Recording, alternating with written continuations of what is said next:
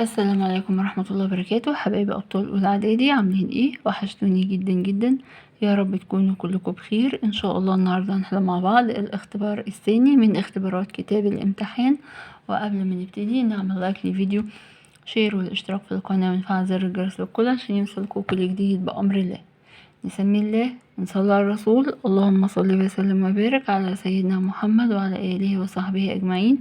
سؤال رقم 1: أمامك خريطة لحوض النيل، اكتب مدلول الأرقام التي عليها. تعالوا نشوف يا أبطال الأرقام على الخريطة بتشير إلى إيه. رقم 1 هو النيل إيه؟ النيل الأبيض. رقم 2 هي بحيرة إيه؟ بحيرة فيكتوريا. رقم 3 دولة إثيوبيا. رقم 4 هو نظام بيئي. نظام إيه؟ نظام الصحاري الحر. نظام الصحاري الحر. السؤال بعد كده: ما النتائج المترتبة على حفر قناة خليج أمير المؤمنين؟ ايه اللي ترتب عليها؟ ترتب عليها انتشار الإسلام في إفريقيا. ترتب على ذلك انتشار الإسلام في إفريقيا.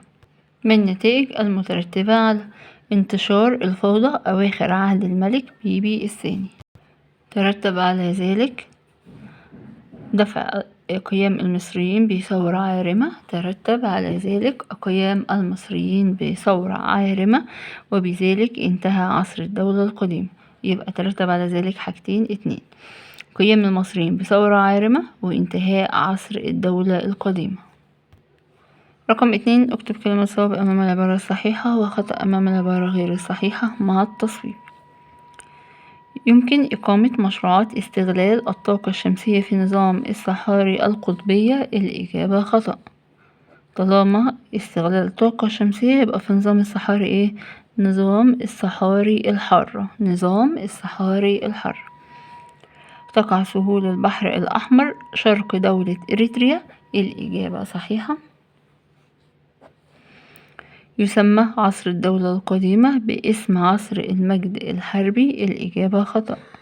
يسمى عصر الدولة الحديثة باسم عصر المجد الحربي. سؤال رقم ب: ماذا يحدث إذا؟ قلنا السؤال ماذا يحدث إذا بنقول فيه عكس اللي بيحصل في الحقيقة. ماذا يحدث إذا اختفى نظام الحشائش الحارة من قارة أفريقيا؟ عكس اللي حصل في الحقيقة هيبقى ايه؟ رقم 1: اختفاء حيوانات آكلة الحشائش، وأقول مثل كذا وكذا وكذا. 2: اختفاء حيوانات آكلة اللحوم مثل الأسود والنمور والضباع. أما رقم 3 هقول لم تربى فيها الماشية. يبقى اختفاء حيوانات آكلة الحشائش واختفاء حيوانات آكلة اللحوم ولم تربى فيها الماشية. ماذا يحدث إذا لم يستطع أحمس طرد الهكسوس؟ ايه اللي هيحصل لو أحمس ما قدرش ان هو يطرد الهكسوس؟ رقم 1: استمرار الهكسوس في احتلال مصر. 2: عدم تأسيس الدولة الحديثة. اكتب ما تشير إليه كل عبارة من العبارات الآتية. مسطحات ملحية ترتكز فوق تكوينات من الصلصال والطين، وغالبا ما تغطى بقشور ملحية. هي ايه ده كده؟ مفهوم ايه؟ السبخات. مفهوم السبخات. رقم 2: أعلى قمة جبلية بقارة إفريقيا هو مين؟ جبل كليمنجارو. كان الملك أوناس أول من كتبها على جدران حجرة الدفن داخل الهرم. هي ايه أبطال؟ نصوص الأهرام.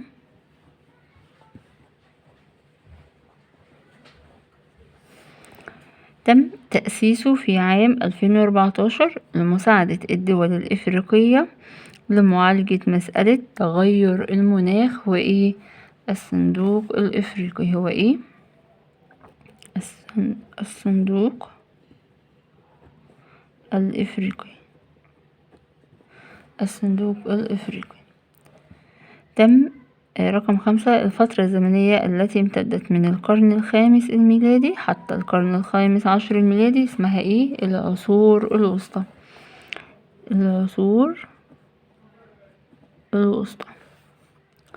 السؤال بعد كده، حدد الأثر الناتج لإزالة حشائش الاستبس من إفريقيا. اللي هيترتب على إزالة حشائش الاستبس من قارة إفريقيا أدى ذلك إلى إيه؟ حدوث تغيرات في التنوع الحيوي في هذا النظام، انقراض العديد من الحيوانات، تدهور التربة، التعرض للحرائق في الفترات التي ترتفع فيها درجات الحرارة بوضوح في فصل الصيف. رتب الأحداث التاريخية الآتية من القديم إلى الحديث. أقدم حدث موجود هو تأسيس الأسرة 12. 2. غزو الإسكندر لمصر. رقم 3. فتح سبيطلة.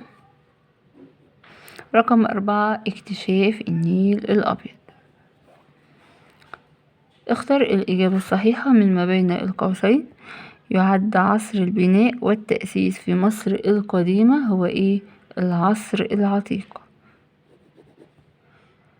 بدأ البرتغاليون خلال عهده محاولتهم لاكتشاف إفريقيا في القرن 15 ميلادي هو مين؟ هنري الملاح. ج. تبذل مصر جهودا كبيرة لمواجهة آثار التغير المناخي، وضح ذلك. رقم 1. التوسع في إنتاج الطاقة النظيفة لتجنب انبعاثات ثاني أكسيد الكربون. 2. تطوير وتطهير بحيرات الساحل الشمالي وتعميقها. إعلان عدد من المدن الصديقة للبيئة مثل العلمين الجديدة والجلالة الجديدة والعاصمة الإدارية الجديدة. وبكده حبايبي نكون انتهينا من حل أسئلة درسنا النهاردة. أتمنى يا رب إن الفيديو يكون دخل عليكم بالفهم والنفع والسهولة واليسر، وأتمنى لكم مزيدا من النجاح والتفوق والفلاح. ولو استفدت من الفيديو اضغط لايك وشير والاشتراك في القناة وفعل زر الجرس للكل عشان يوصلكم كل جديد بأمر الله. وألقاكم في فيديو آخر، والسلام عليكم ورحمة الله وبركاته.